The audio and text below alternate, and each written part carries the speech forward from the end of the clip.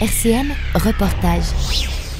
Nous nous étions rendus à la SPA des Hauts-Daciennes en 2020 pour faire le point sur leurs besoins, le mode de fonctionnement et sur un premier bâtiment en dur pour l'association, fait au gré des possibilités humaines et financières. Nous y sommes retournés récemment, l'occasion de faire connaissance aussi avec la nouvelle présidente de l'association, Catherine Toussaint. Catherine Toussaint, bonjour.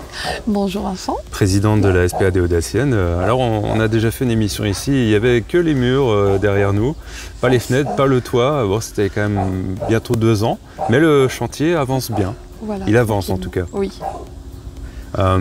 C'est quoi le bâtiment derrière nous? Il va servir à quoi au final? Alors il va servir de quarantaine et d'infirmerie.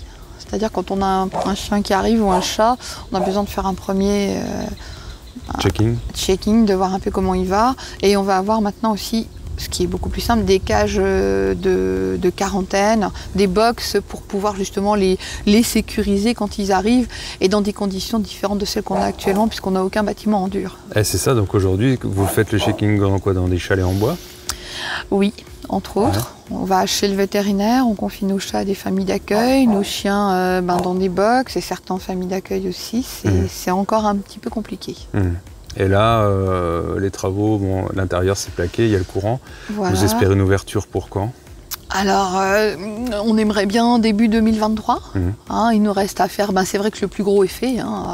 Il nous reste à faire les sols, les carrelages et puis après les petits agencements, etc. Donc, on espère que ça va aller assez rapidement. Voire au moins mettre à l'abri les animaux qui ne sont pas pour le moment.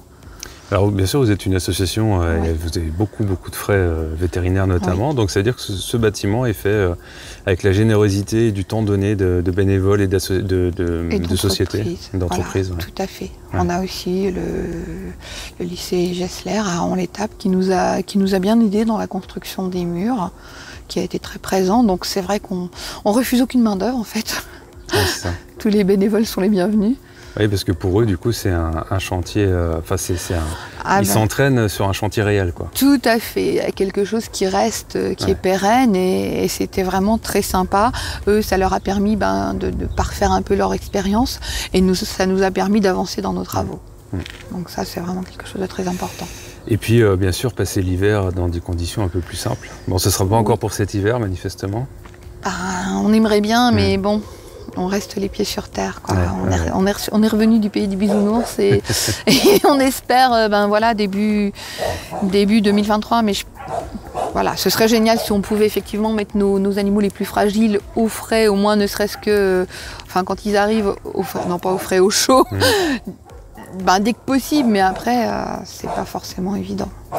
Mais quand même, premier bâtiment en dur pour la SPA des Hauts-Daciennes. Tout à fait. Le premier d'une longue série, on espère, puisque tous nos bâtiments sont en bois, donc ce qui veut dire que le bois, ça garde les microbes, les virus, etc. Donc ça va être beaucoup plus facile au niveau du nettoyage et de toutes ces choses-là, quoi. Puis un réel confort pour les personnes qui sont là aussi, parce que nettoyer du bois, je ne raconte même pas, c'est très très compliqué. Justement, l'effectif de la SPA des Hauts-Daciennes, c'est quoi? Alors on a des contrats aidés, on a des temps partiels, on a un service civique. D'ailleurs, j'en profite pour passer un appel aux bonnes volontés. Nous recherchons des services civiques, mais c'est vrai que les candidats ne se bousculent pas. J'aurais pu penser avec l'histoire des animaux. Nous aussi. Malheureusement, on a très très peu de demandes. Donc s'il y a des candidats, en fait, oui, c'est forcément beaucoup d'extérieur, mais c'est aussi sympa, le contact avec les animaux, avec le relationnel est assez agréable. C'est quoi les missions d'un service civique, justement? Qu'est-ce que vous lui demandez? Alors nous, généralement, on aime bien avoir un service civique pour faire l'accueil du public, pour aussi emmener les animaux chez le vétérinaire quand ils ont besoin. Et puis c'est toutes des petites tâches liées aux animaux. Aussi bien ça peut être aller balader les chiens, ça peut être sociabiliser des chats. Enfin, ça regroupe un petit peu l'ensemble de ce qu'on peut faire au refuge.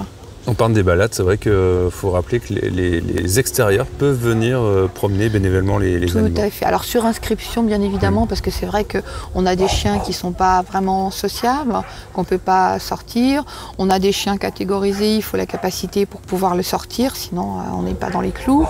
Mais en demandant suffisamment longtemps à l'avance, les jeunes filles, les jeunes hommes qui répondent au téléphone vont pouvoir dire oui, il y a un chien disponible, non, il n'y en a pas. Voilà. Et vous êtes une association, donc est-ce que vous avez des permanents ou que des bénévoles? Alors, on a, oui, 4 personnes qui sont là sous contrat. Ouais, embauchées par l'association. Voilà, à temps partiel. On a 2 contrats aidés. On a 2 personnes embauchées à temps partiel parce qu'il faut aussi des connaissances. Donc, ces 2 personnes qui sont là tout le temps ont la cassette. Donc, c'est quand même important pour la tenue du refuge et pour les connaissances que tout le monde n'a pas forcément. Et puis on a, là pour l'instant, on a un service civique qui va bientôt se terminer, mais on n'arrive vraiment pas à recruter. Là, normalement, on a droit à 3 services civiques. Ah ouais. On n'a aucun. Bon, les portes sont ouvertes. Voilà, tout à fait, grande ouverte.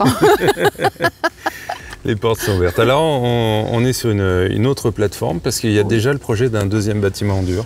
Tout à fait. Alors là, on va construire la châterie. Bon, on fait les choses les unes après les autres. On attend que... On va déjà essayer de terminer là pour pas trop se disperser. On va terminer celui-là. Ensuite, on va faire construire une châterie. Donc, c'est pareil, c'est quelque chose de... c'est un gros projet parce que le coût à la construction est quand même très élevé. Même pour une châterie, on est un petit peu surpris Enfin, c'est pas simple. Donc, c'est pareil, on est en train de chercher aussi des devis, il y a des choses qu'on fera nous-mêmes, il y a du matériel qu'on a pour réduire les coûts. Donc voilà, ce sera notre 2e projet. Et ensuite, on a pour projet de construire un petit chenil.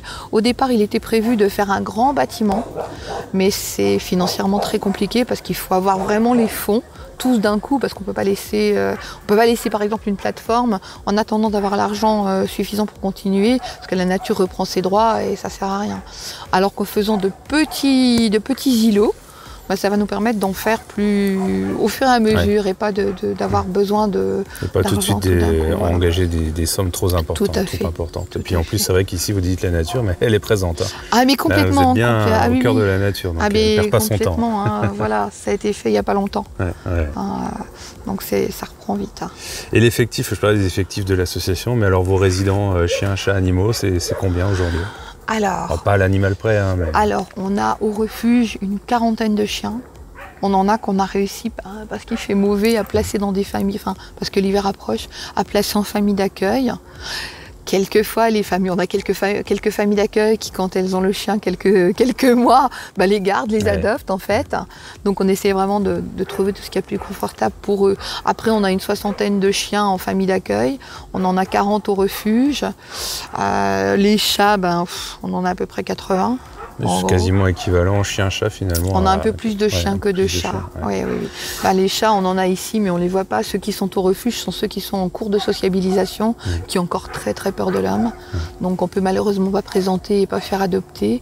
Sinon, on fonctionne en famille d'accueil où les gens ont la possibilité de nous dire quel est le caractère du chat et ainsi bien l'adapter à la famille qui souhaite l'adopter. Alors si on veut adopter, donc on vient, on voit un animal à l'adoption. Qu'est-ce qui se passe? Qu'est-ce qu'il faut réunir? Quel profil il faut avoir? Alors, en fait, chaque animal est différent, a des besoins différents et des qualités différentes. Donc, les personnels du refuge connaissent bien les chiens puisqu'ils les voient quotidiennement, ils vont régulièrement avec eux. Ils vont régulièrement les voir dans les box, ils les promènent, donc ils les connaissent très bien. Nous, on fait remplir un petit dossier à la personne, à la candidate ou au candidat à l'adoption. On regarde le dossier, si on lui montre on a aussi un catalogue pour éviter de déranger tout le temps les chiens dans les refuges, parce que dans l'allée, c'est vrai que par exemple quand il fait très chaud, ça peut déclencher des coups de chaleur. Donc on leur montre d'abord un premier visuel. Donc voilà, en fonction de la taille du chien aussi. Et puis après, soit on va le chercher, soit on emmène les gens vers le chien qui lui correspond. Parce que c'est vrai que c'est pas parce que moi j'ai vu un berger d'Anatolie qui est très très beau, qui me semble très sympa, ça veut pas pour autant dire que je vais savoir le maîtriser et lui apporter ce dont il a besoin. Et puis je pense qu'il y a un feeling aussi entre l'animal et la famille. C'est très important. Alors nous on repart pas avec le chien, bien évidemment. On remplit le dossier, ça se passe pas en 2 jours. On remplit le dossier, on regarde qui peut correspondre à la personne qui est demandeuse. Pour les chiens, on fait plusieurs balades. Il y a besoin aussi qu'il se passe quelque chose. Et puis seulement après, il y a une prévisite et si ça va, l'adoption est effective. Pour les chats, c'est le même principe. Avec pas de promenade forcément, mais le feeling est aussi très très important. Donc, et puis il faut que ça corresponde. On ne va pas confier un chat qu'on a récupéré dehors, on ne va pas le confier à quelqu'un qui est en appartement. Ouais. C'est pas possible. Donc vous, en fait, vous étudiez un peu le contexte familial. Mais complètement. Ouais. Et puis le caractère du chat, si c'est un petit chaton qui est assez remuant, on va pas le confier à une famille qui a des petits-enfants pour que le petit se fasse griffer ou mordre parce que le chaton joue. Notre but, c'est... En fait, on prend le temps. On veut vraiment que ça se passe bien. Alors des fois, oui, ça prend un peu de temps, c'est sûr. Mais nous, ce qui nous importe, c'est que et l'animal et la famille soient, comment on dit, soit satisfaits. Que les deux soient bien. Parce que bon, si c'est pour arriver à un échec, c'est pas la peine non plus. La dernière fois qu'on a parlé ici du refuge, il y avait pas mal d'abandons. Cette année 2022, elle est comment? Pareil. Toujours trop? Toujours trop, toujours plus. Ah ouais. Toujours plus, toujours moins. Les gens sont, enfin heureusement pas tous, mais les gens sont pas forcément tous responsables. On prend un chat, on n'en veut plus, on le met dehors. On prend un chien, on n'en veut plus, on le repasse au copain, à la copine. Tout ça dans l'illégalité la plus complète. Hein. L'identification, je rappelle quand même que l'identification d'un animal est obligatoire depuis 2012. Tous les carnivores depuis 8 semaines, les carnivores domestiques de plus de 8 semaines doivent être identifiés. Donc c'est-à-dire puce et tout ça, quoi. Voilà, puce ou tatouage, peu importe, mais le collier, ça suffit pas, le collier, il s'en va. Il faut que vraiment l'animal nu, on va dire, sans accessoires, puisse être identifié. Là, on a retrouvé, il n'y a pas très longtemps, avant-hier, on a retrouvé les maîtres d'un chat qui était parti depuis le mois de mars, hein, grâce à l'identification. Ouais. C'est vraiment une preuve d'amour d'identifier son animal. Parce que, bon, identifier, stériliser, c'est pareil. Les animaux identifiés, mais pas forcément stérilisés. Les chats, ils font des kilomètres, ils ne reviennent pas forcément. Et puis les chats, c'est tout de suite une portée de 5-6. C'est ça. Les chiens, c'est pas mal aussi. Ouais, c'est malheureusement, c'est assez important. Le chien, c'est pareil. Le chien, s'il n'est pas castré, une chienne en chaleur, il trouvera tous les moyens pour se sauver. Donc, c'est vraiment très important quand on tient à son animal de pratiquer la stérilisation. Ça, c'est vraiment primordial. Il y a beaucoup de pédagogie aussi de votre côté, finalement. On essaie quand même d'expliquer aux gens qu'un animal, c'est du bon sens, c'est vraiment quelque chose de très important. On ne prend pas un animal comme ça, c'est un engagement en moyenne sur 15 ans. Il faut pouvoir lui apporter ce dont il a besoin. Il faut, si un jour le chat est malade, par exemple, ce qui peut arriver comme à n'importe quel humain, il faut pouvoir réussir à assumer. Il faut pouvoir lui donner à manger, il faut pouvoir lui donner du confort. C'est un engagement. Et puis c'est aussi un engagement financier parce que tout à fait. Aller au vétérinaire, c'est tout de suite entre 50, 100, 150 euros, quoi. Tout à fait. Voilà. Moi, quand je vais chez le vétérinaire, minimum 100 euros, quoi. C'est ça. Bon, alors il y a des chats qui n'auront jamais besoin de vétérinaire tout au long de leur vie, hein, ça, comme des chiens. Hein. Il y en a qui n'auront jamais besoin. Et puis que ce soit chat ou chien, c'est comme, je ne vais pas comparer à des humains, mais la santé, c'est pareil, ça va bien, d'un coup ça va plus, il faut pouvoir assumer. La nourriture, c'est pareil. Un gros chien, budget nourriture, c'est pas mal aussi. Un chat, c'est en moyenne, si on veut lui donner des bonnes croquettes, c'est en moyenne 20 € par mois. Enfin, voilà, faut être responsable. Donc c'est le moment de rappeler, puisqu'on est début novembre, comme chaque année, à Noël, on n'offre pas des animaux. Voilà, tout à fait. Ouais. Un animal, c'est pas un cadeau. La personne qui... Enfin, c'est pas très bien de le dire comme ça, mais bon, la personne qui adopte un animal a besoin de savoir si elle est apte à le prendre en charge ou pas. Parce que c'est quand même... Voilà, toujours et encore un engagement, et on n'offre pas un animal par surprise, et on n'offre pas un animal à la petite de 3 ans parce que ça lui ferait plaisir, c'est pas une peluche. Faut pas oublier d'ailleurs que les chiots et les chatons grandissent. Voilà. Tout à fait. Effectivement. Ça reste pas longtemps petit, ça devient vite adulte et malheureusement, il y a encore des gens, quand les petits chats, ils ont plus leurs grandes oreilles et leurs grands yeux comme les chiens. Hein, c'est trop mignon un petit chiot ou un petit chat. Et puis quand ils sont plus bébés, c'est un chat adulte, bof. Le chat se débrouille tout seul, on n'a qu'à le mettre dehors, ce qui n'est plus vrai. C'était vrai il y a 50, 60 ans, parce que les chats ont encore une vie, pas sauvage, mais une vie à l'extérieur. À notre époque, les chats ont tous l'habitude qu'on leur amène leur nourriture, qu'ils soient chouchoutés, et un chat qui se retrouve dehors, il suffit de regarder sur Internet comment ils arrivent, dans quel état ils finissent par arriver en les mettant dehors sans aide, quoi. D'ailleurs, vous financez ou cofinancez des campagnes de stérilisation dans certaines villes. Alors, nous, on a bénéficié cette année du plan France Relance. Donc, on a effectivement, par exemple, avec la commune de Frappel, en lien avec le secrétaire de mairie qui, en dehors de ses heures, a vraiment bien œuvré pour stériliser tous les chats de la commune. Ils n'ont plus de chats errants pas stérilisés, en fait. Donc, on a même réussi, en lien avec eux, à en faire adopter 2. Donc c'est quand même important et on aide tous les gens qu'on peut. Nous on ne peut pas prendre en charge chez les particuliers parce que c'est pas dans nos statuts. On essaye déjà principalement de gérer la population de chats errants parce que c'est vrai que les chats c'est 2 portées par an. On part de 2 chats, on arrive à je sais pas combien. L'année suivante on en a une flopée quoi. Donc ça, il faut qu'on le gère. Chez les chiens, c'est différent. Bon, tous les chiens qui arrivent au refuge sont forcément stérilisés, chiens et chiennes, quoi, parce que c'est déontologiquement, c'est même pas possible de faire autrement.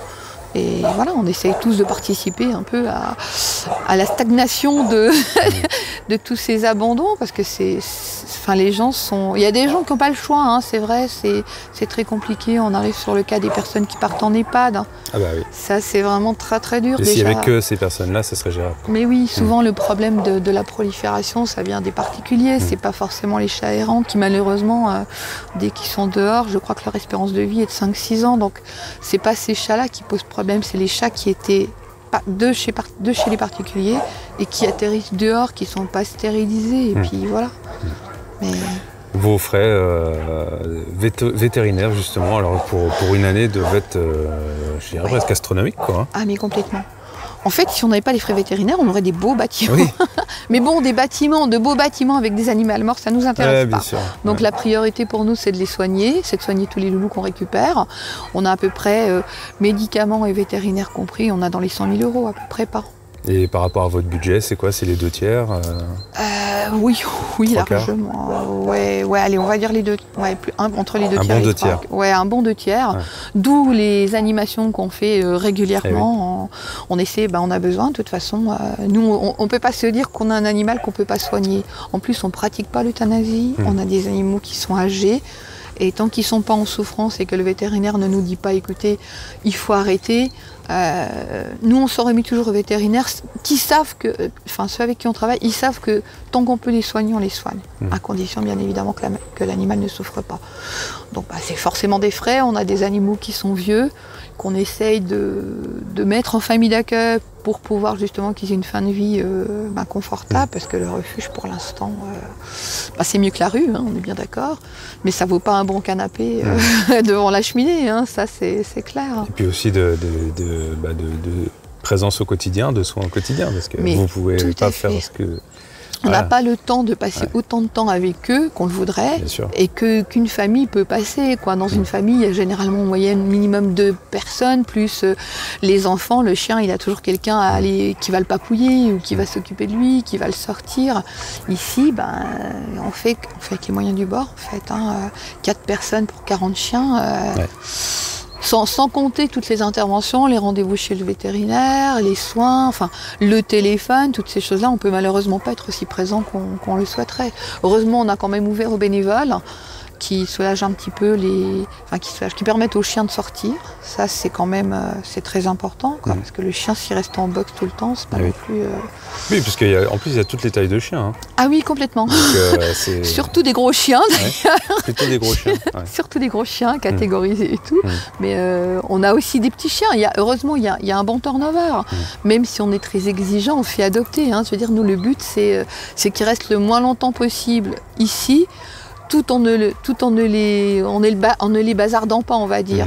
Nous, l'important, c'est que le chien, il arrive, on fait un petit check-up, on le soigne, on l'éduque, on voit comment il est.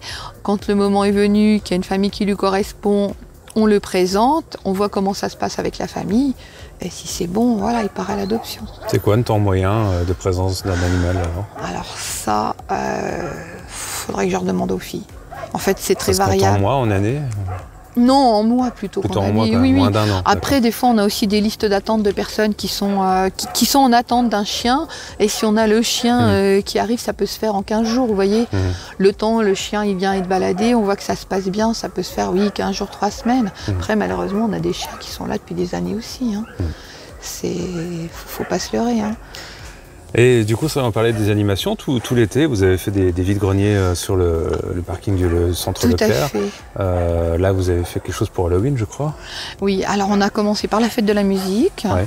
On a fait les vides-greniers tous les dimanches de juillet et d'août. On a fait 5 repas-concerts sur l'année, enfin sur l'été. Qu'est-ce qu'on a fait d'autre? On a fait nos portes ouvertes. Ensuite, on a fait quoi? Le loto.